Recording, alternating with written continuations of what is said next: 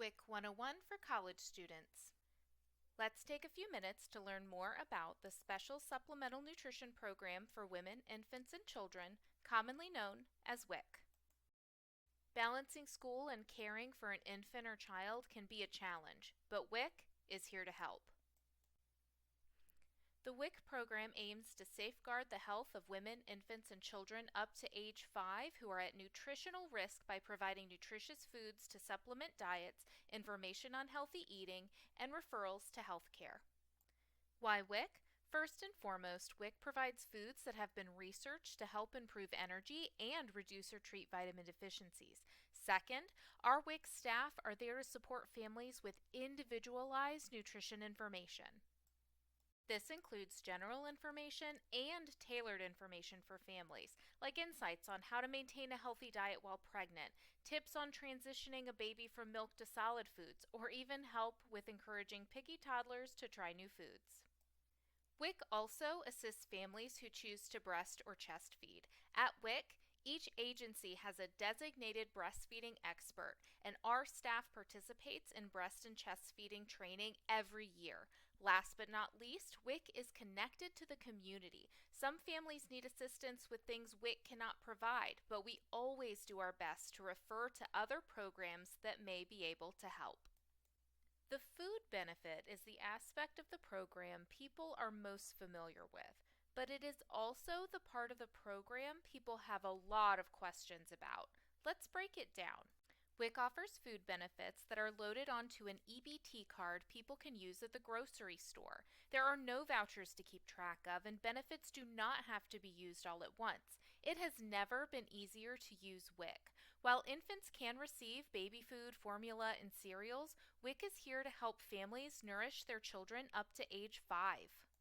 WIC foods are everyday foods that are selected for the essential nutrients they provide: iron, vitamin C, calcium, and protein. These foods include fresh, frozen, or canned fruits and vegetables, peanut butter, eggs, 100% fruit juice, milk, cheese, yogurt, or tofu, breakfast cereal, whole wheat bread and pasta, rice, corn, or whole wheat tortillas, and bulgur.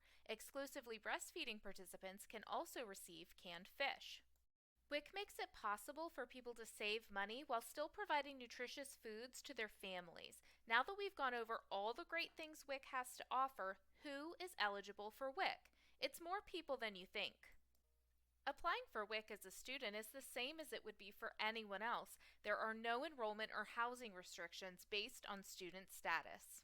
To sign up for WIC, a person must fall into one of the following categories: pregnant, less than 6 months postpartum or 6 months from a loss of pregnancy, breast or chest feeding an infant less than 1 year old, or they must be a parent or legal guardian of an infant or child under the age of 5.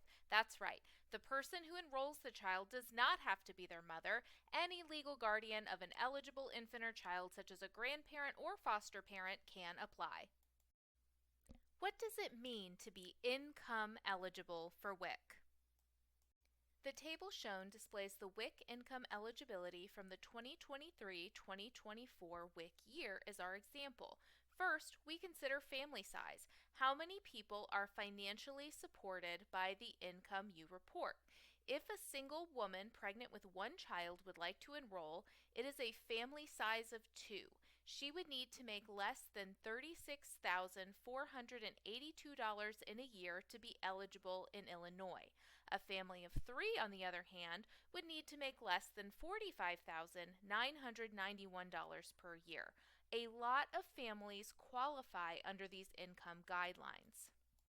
Eligibility values do change from year to year, so always refer to the WIC website or your local WIC clinic for current guidelines. In addition, the adult who wishes to enroll themselves or their child in the WIC program will need to bring proof of income.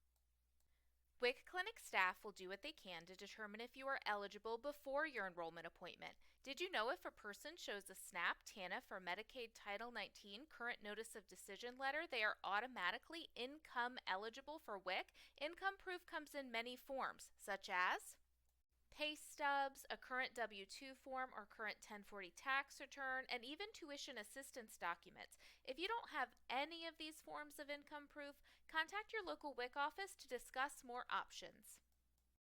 Now that we have determined income eligibility and discussed proof of income, what else will a person need to enroll in WIC? To enroll, the adult will need to show official identification for the person or people that are enrolling. This can include a birth certificate, a government-issued ID, or an official photo ID from work or school. Again, if you don't have any of these forms of identification, contact your local WIC office to discuss other options. To be eligible for WIC in the state of Illinois, a person must live in Illinois, but out-of-state and international students are welcome to apply. Participants will also need proof of residency, something that has their current address. This can include a government-issued ID with your current address, your housing agreement if you live on campus, your lease, rent, or mortgage papers if you live off campus, or a bill from utility services no more than 60 days old. If a person doesn't have any of these forms of residency proof, they can contact their local WIC office to discuss other options. With all these great services, you might be thinking, where is the closest WIC clinic? To find the WIC clinic closest to you, use the IDHS Office Locator tool at www.dhs.state.il.us or call the state WIC office at 217-782-2166. Students have busy schedules, and WIC does offer appointments outside of standard business hours. Let us know when you are ready for WIC.